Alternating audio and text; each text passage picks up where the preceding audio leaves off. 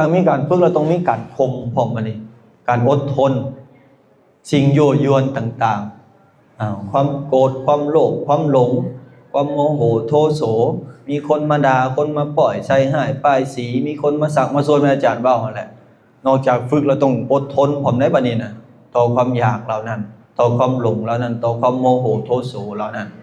โอ๊ตมันเรื่อยๆกัดแขวยุ่มพิสังไสกวาไปหมดเพื่อให้มันบ่หลงไหลไปน้ำกระแสสังคมเขาอยู่น้ำสังคมแต่อย่าตามกระแสสังคมไม่ออกพอถ้าเขาตามไปตามกระแสสังคมมันนะบ่มีขันติธรรมนะชีวิตมันจะพังง่ายครอบครัวมันจะเดือดร้อนรวมถึงตัวเขาเองนั่นแหละมันจะเดือดร้อนจะวุ่นจะวาย